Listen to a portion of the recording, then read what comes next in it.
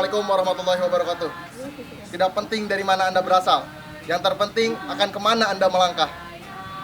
Selamat datang mahasiswa baru Universitas Pendidikan Indonesia Kampus Tasikmalaya di kampus minimalis dan penuh romantis. Finish what you have started. Selesaikan apa yang telah kamu mulai. Perkenalkan, nama saya Fajar Reza Fitria, Presiden BEM Rema UPI Kampus Tasikmalaya 2020. Hidup mahasiswa!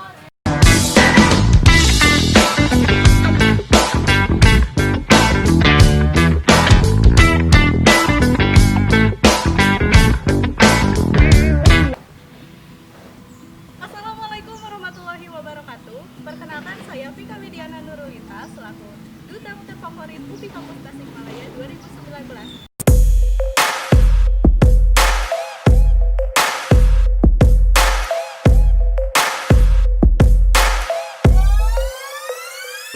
Hari ini saya akan mengajak rekan-rekan semua untuk mengelilingi safari kampus di lingkungan UPI Kampus Tasikmalaya. Penasaran? Yuk ikutin terus. Sebelum safari kampus dimulai, kita perkenalan dulu yuk siapa aja putra dan putri terbaik UPI Kampus Tasikmalaya. Halo teman-teman, perkenalkan nama saya Tian Agus Akbar sebagai putra terpilih UPI Kampus Tasikmalaya tahun 2019. Dan saya Widya Lulia Listianat sebagai putri terpilih UPI Kampus Tasikmalaya 2019. Halo, saya Anggita Isma Juliandini, runner up 1 Putri UPI Kampus Tasikmalaya 2019. Halo, nama saya Muhammad Anwar sebagai runner up 2 Putra UPI Kampus Tasikmalaya 2019. Perkenalkan, nama saya Ningsi Sofia sebagai runner up 2 Putri UPI Kampus Tasikmalaya tahun 2019. Nah, jadi ini adalah salah satu ikon dari UPI Kampus Tasikmalaya. Yuk, kita tanya-tanya langsung aja. Putra dan putri terpilih UPI Kampus Tasikmalaya 2019. Halo Kang Teteh. Halo, Gimana nih kabarnya? alhamdulillah baik. Nih ya Kang Teteh, jadi hari ini kita sedang mengadakan safari kampus di lingkungan UPI Kampus Tasikmalaya. Jadi kita mau tahu nih ini tuh gedung apa sih? Universitas Pendidikan Indonesia identik dengan gedung Isola. Nah, katanya belum sah nih jadi mahasiswa UPI kalau belum foto di depan gedung Isola. Nah, di UPI Kampus Tasikmalaya juga punya. Nah, teman-teman, jadi jangan khawatir. UPI Kampus daerah juga punya loh gedung Isola. Gedung Isola di UPI Kampus daerah digunakan sebagai gedung utama kampus. Nah, jadi tadi sekilas mengenai gedung Isola UPI Kampus Tasikmalaya. Masih penasaran? Daripada penasaran, mendingan kita langsung masuk aja yuk.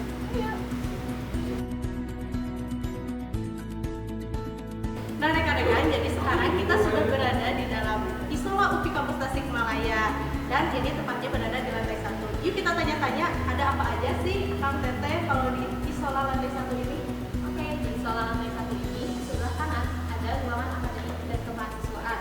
Biasanya para mahasiswa yang membutuhkan surat keterangan aktif kuliah, surat rekomendasi, transkrip nilai ataupun surat yang berhubungan dengan kampus biasanya datang ke akademik kemahasiswaan. Selanjutnya, di pinggir akademik kemahasiswaan itu ada ruangan nih. Jadi para mahasiswa yang berhubungan dengan dana kampus itu ada di ruangan. Oke, selanjutnya di sebelah kiri ada apa nih Kak? Di sebelah kiri ada ruang umum dan perlengkapan. Biasanya digunakan untuk meminta surat izin menggunakan fasilitas kampus dan meminta surat izin untuk meminjam peralatan yang ada di kampus. Dan satu lagi ada ruangan pimpinan kita yaitu direktur dan wakil direktur. Nah, jadi tadi ada pemaparan mengenai lantai 1 gedung Isola. Nah, kalau kalian masih penasaran, di Isola itu ada 3 lantai. Yuk kita langsung ke lantai 2 aja. Yuk.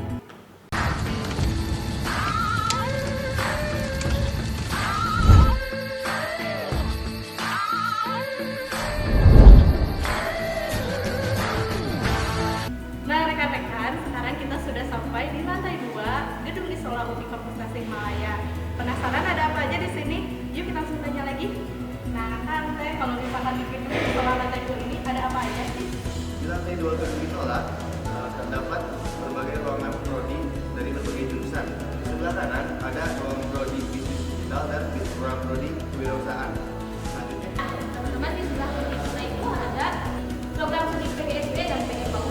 Jadi buat teman-teman nih yang memerlukan surat izin observasi atau surat izin yang berhubungan dengan jurusan kalian, bisa nih datang ke ruangan program studi di lantai 2. Nah, jadi tadi sudah dijelaskan di lantai 2 ini itu ada apa aja. Yuk, sekarang kita beralih ke lantai 3.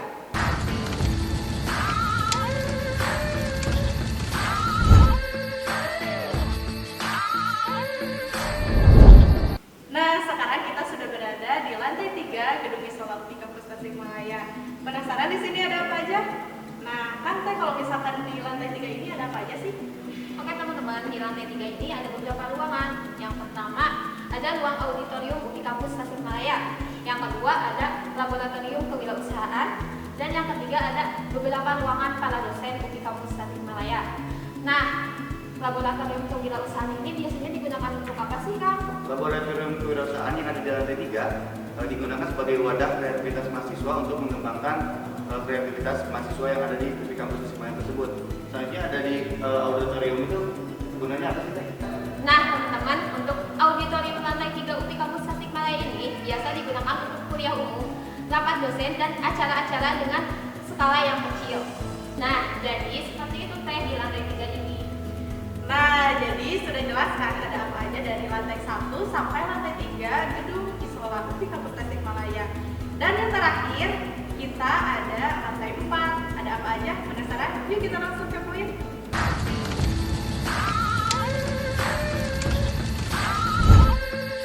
Nah, kita sudah sampai di lantai paling tinggi, tepatnya lantai 4 Gedung Isola UPI Kampus Tasikmalaya. Penasaran ya? Jadi kan Teh, kalau misalkan di sini tuh ada apa aja sih? Nah, di lantai 4 Gedung Isola ini terdapat satu ruangan, yaitu ruangan PKPG atau pengembangan kajian pemberdayaan guru. Gunanya apa sih, Teh? Untuk ruangan PKPG ini atau pusat kajian dan pemberdayaan guru biasanya digunakan oleh para dosen dan asistennya untuk melakukan penelitian dan kajian terhadap publikasi ilmiahnya. Nah, jadi untuk lantai 4 ini cuma ada satu ruangan yaitu PKPG Teh. Oh, jadi seperti itu. Nah, sekarang rekan-rekan semua udah tahu kan, mulai dari lantai 1 sampai lantai 4 Gedung Isola UPI Kampus Tasikmalaya itu ada apa aja. Sekarang, yuk kita lanjut ke gedung selanjutnya. Ikutin terus. Kita langsung tanya-tanya lagi ke putra dan putri terpilih UPI Kampus Tasikmalaya. Nah, Kang Teteh, jadi fungsi dari asrama putri ini apa sih? Ya, teman-teman, setelah kita tadi memperkenalkan Gedung Isola, selanjutnya kita sekarang ada di depan Asrama Putri UPI Kampus Tasikmalaya. Tepatnya ada di sebelah kanan Gedung Isola. Gunanya untuk apa? Nah, teman-teman, jadi buat teman-teman yang dari luar kota bisa nih kalau misalnya kurang nyaman ngekos, bisa nih tinggal di Asrama Putri UPI Kampus Tasikmalaya. Kira-kira Asrama Putri UPI Kampus Tasikmalaya ini terdapat 20 kamar dengan satu kamar diisi oleh 3 orang. Nah, rekan-rekan, jadi tadi sudah dijelaskan fungsi dari gedung Asrama Putri UPI Kampus Tasikmalaya. Nah, sekarang yuk kita lanjut ke rumah singgah Direktur UPI Kampus Tasikmalaya dan ada laboratorium musik. Penasaran? Yuk ikutin terus.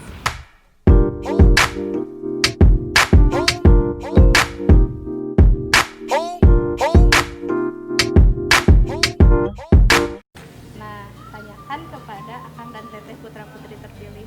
Nah, Kang Teteh, kira-kira ini fungsinya itu untuk apa sih? Setelah kita tadi ke Asrama Putri, selanjutnya kita tepat ada berada di depan lab musik yang gunanya untuk apa sih, Teh?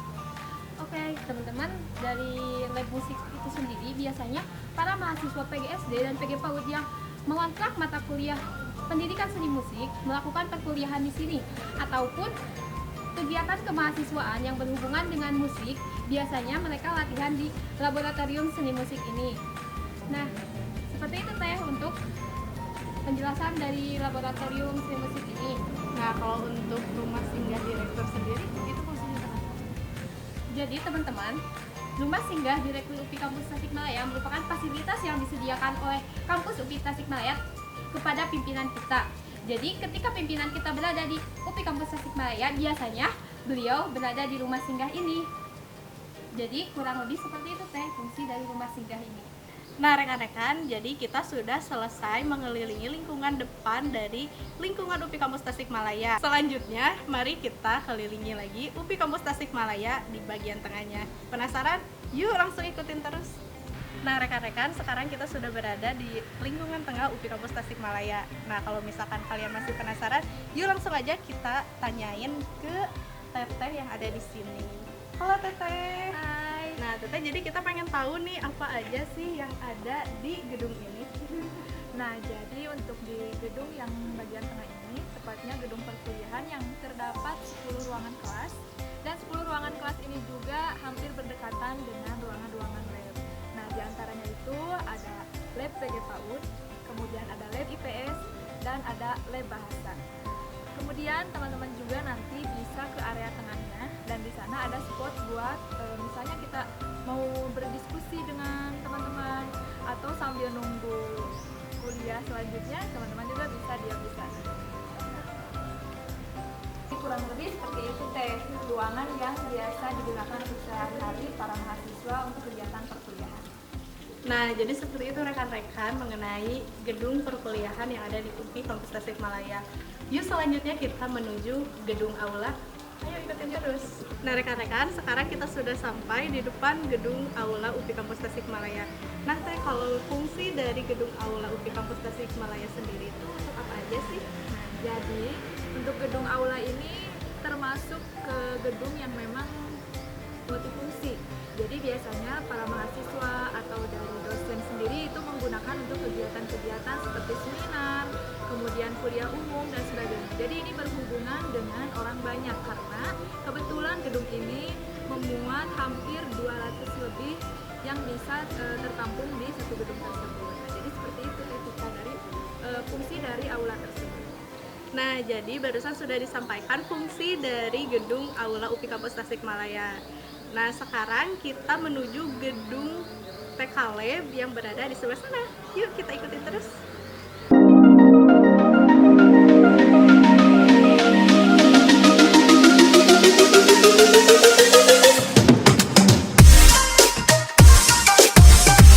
Nah, rekan-rekan, sekarang kita sudah sampai di depan gedung TK Lab UPI Kampus Tasikmalaya.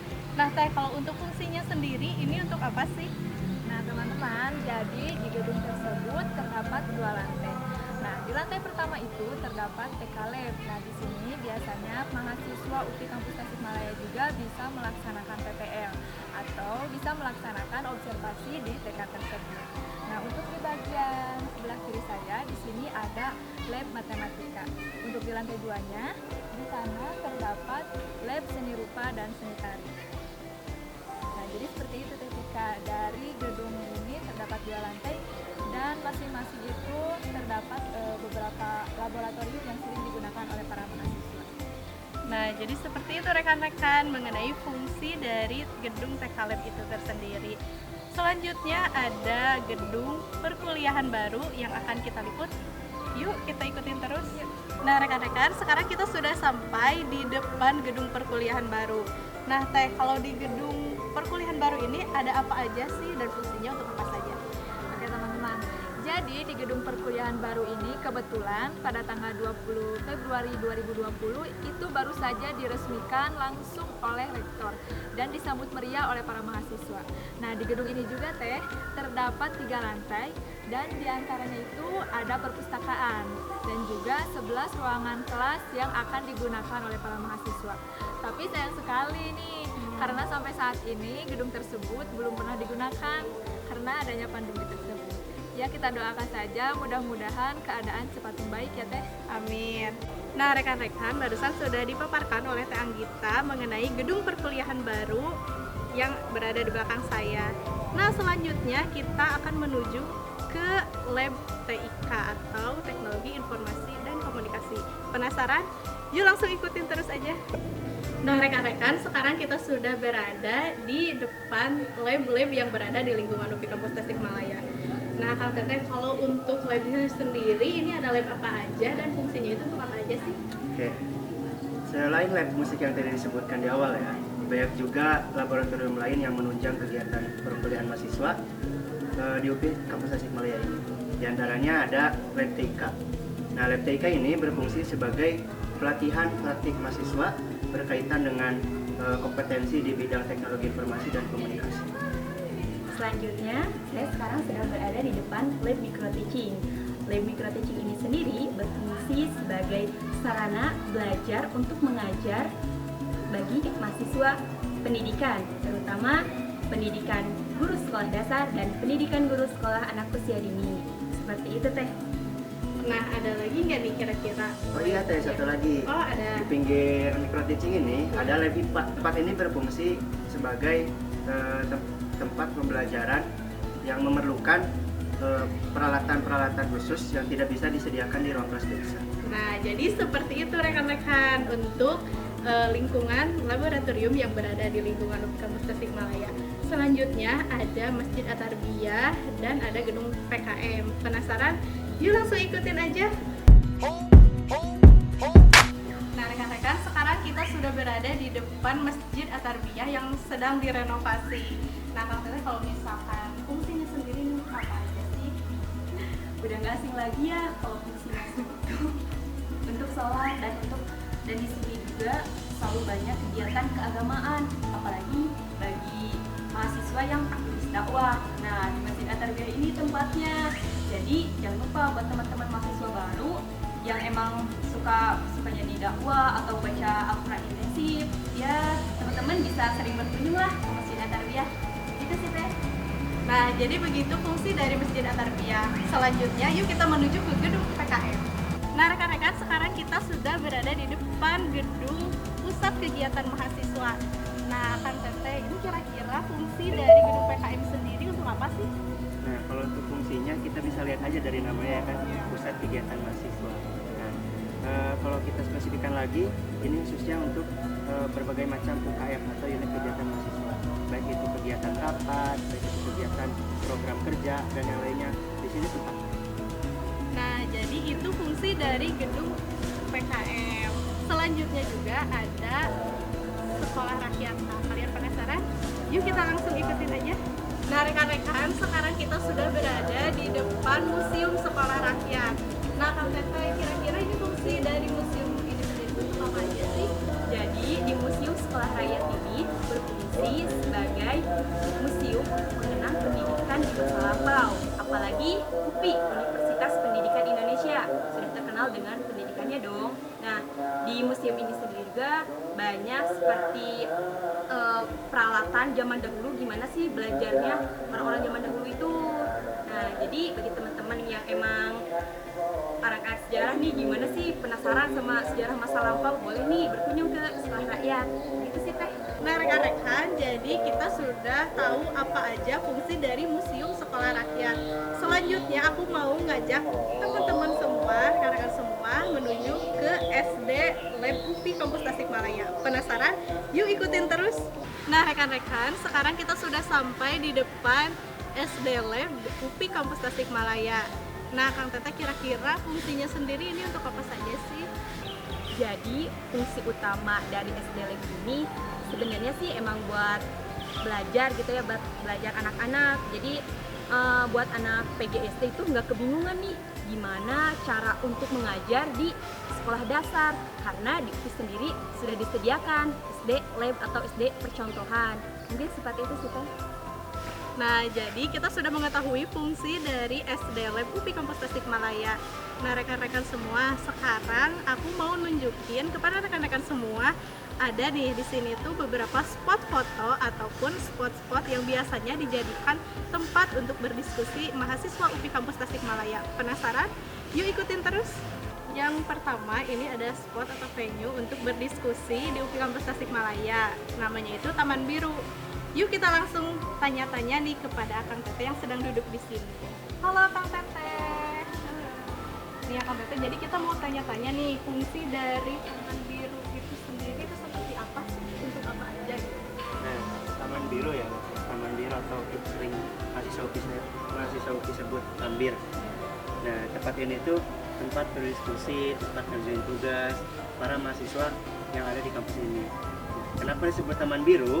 Karena kita bisa lihat aja gitu. Yeah. Ini desain dari tempat ini dominan dengan warna biru. Ya walaupun di sini terdapat pohon-pohon rindang yang daunnya warna hijau. Nah, jadi seperti itu rekan-rekan fungsi dari Taman Biru ini. Nah, fungsinya selain untuk diskusi juga mungkin untuk beristirahat juga selaku kita capek gitu ya melewati perkuliahan yang membuat pikiran kita mungkin menjadi penat gitu ya dan lelah.